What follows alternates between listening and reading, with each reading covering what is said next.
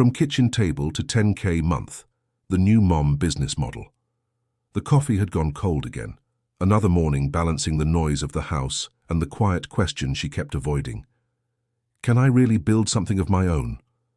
The dishes were stacked, the laundry half folded, and somewhere between the chaos a dream was waiting. She wasn't chasing millions, just freedom, the kind that fits between nap times and school pickups, the kind that doesn't require permission slips or explanations at family dinners, just something that felt like hers again. Part of her still felt guilty for wanting more, as if ambition had to disappear when motherhood began, like she was supposed to be content with just one identity, one role, one version of herself. But late at night, after the kids were asleep, the question would return, louder each time. Maybe success just wasn't meant for someone like her. But the idea didn't come from a business book. It came from the mess on her kitchen table. A stack of birthday invitations she'd designed for her daughter's party. Friends kept asking where she bought them. She hadn't bought them. She made them.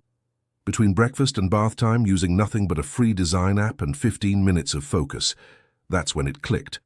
Not with fireworks or fanfare, just a quiet realization that what felt ordinary to her was actually valuable to someone else. She started small, posted a few designs online, no website, no business plan, just a simple shop on a platform she barely understood. The first sale came 3 days later, $12. It wasn't life-changing money, but it changed something in her. Proof that her time, her creativity, her effort could translate into something real. What would you have done in her place? According to recent studies, small home-based businesses led by women are growing 40% faster than other segments, proof that clarity often beats capital. You don't need a fancy office or a trust fund. You need a skill people want and the courage to show up imperfectly. She kept going. Mornings became her sacred time, not for cleaning or catching up on emails, but for building. The kids learned that when Mom was at the kitchen table with her laptop, she was working. Not just busy. Actually working on something that mattered. Then came the doubt, the kind that whispers louder than failure. A week without sales. Comments from well-meaning relatives asking when she'd get a real job. Her own voice wondering if she was being selfish, taking time away from her family for something that might never work. She almost gave up, until one message changed everything. A customer wrote to thank her, not just for the product but for the care that went into it, for making something beautiful that made a moment special. The message was 3 sentences long, but it carried more weight than any paycheck she'd ever received. Sometimes growth doesn't look like progress. It looks like staying. Staying when it's hard. Staying when no one's watching. Staying because quitting would mean giving up on the version of yourself you're finally starting to meet again. Her workspace was still her kitchen counter, but it no longer felt like chaos. It felt like possibility. She started documenting what worked. Not to brag, but to remember. Social media became less about comparison and more about connection. She shared behind-the-scenes glimpses of her process, the messy desk, the toddler interruptions, the honest reality of building something while living a full life. People responded. Not to perfection, but to truth. Other mums reached out asking how she did it, what tools she used, how she found time, whether it was really possible to earn real income from home without abandoning everything else. The answer was yes, but not in the way the internet promised. No overnight success, no secret formula, just consistent effort in the margins of an already full life. 10 minutes here, 30 minutes there. Small actions that compound over time into something significant. She smiled, not because it was easy, but because it was finally hers. The business evolved. What started with digital designs expanded into templates, then courses teaching others her process. Each step felt terrifying and exhilarating in equal measure. Imposter syndrome showed up regularly, whispering that she wasn't qualified, wasn't experienced enough, wasn't ready. But she'd learned something crucial. No one feels ready. Readiness is a myth sold by people who want you to wait forever. Action creates clarity. Movement creates momentum. Starting creates everything else. Her monthly income crossed $1,000, then 2, then 5. The numbers weren't just about money. They represented choices. The choice to say no to things that didn't serve her family. The choice to invest in help when she needed it. The choice to believe that supporting her family and pursuing her dreams weren't mutually exclusive. Part of her wished she'd started sooner, but another part knew that this was exactly the right time, because she was finally ready to believe in her own capacity. What helped me the most wasn't just discovering the right tools, it was realizing that I didn't need permission to start small.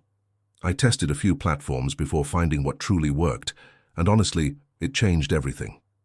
This isn't a promotion, just something that made my path a little lighter. I'll leave the link below if you want to explore it. The shift wasn't just financial, it was emotional, psychological. She started showing up differently in every area of her life, more present with her kids because she wasn't resentful of lost time, more engaged in conversations because she had something of her own to contribute, more confident in decisions because she was proving to herself daily that she could figure things out. Her partner noticed, the kids noticed, she noticed. Success wasn't a destination she arrived at one day. It was a series of small victories that accumulated into a completely different life. A life where she wasn't choosing between being a good mum and being herself. She could be both. She was both. The business hit $10,000 a month on a Tuesday. Nothing particularly special about the day. Laundry still needed folding, dinner still needed cooking. But when she checked her dashboard between loads, the number was there, real and undeniable. She didn't scream or celebrate immediately. She just sat there letting it sink in.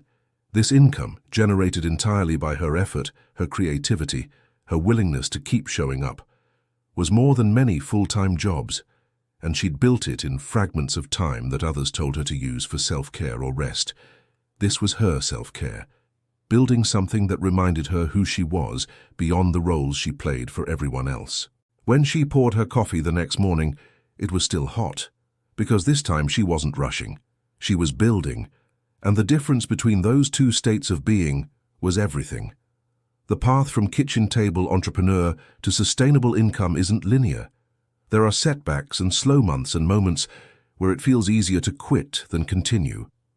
But the women who succeed aren't the ones with the most resources or the most time. They're the ones who refuse to disappear into the background of their own lives. This is educational and inspirational content, not financial advice. Every journey is different, but the pattern remains consistent. Small starts, steady effort, and the courage to believe that your skills and your time have value in the marketplace. You don't need a revolutionary idea. You need to start with what you already know, what you're already good at, and package it in a way that serves someone else's need. Digital products, services, consulting, teaching. The possibilities are endless when you stop waiting for perfect conditions and start working with what you have. The guilt might not disappear completely. The doubt might visit regularly, but so will the proof that you're capable of more than you imagined. So will the evidence that building a business as a mother isn't selfish. It's survival. It's showing your children what resilience looks like. It's modeling that dreams don't have expiration dates.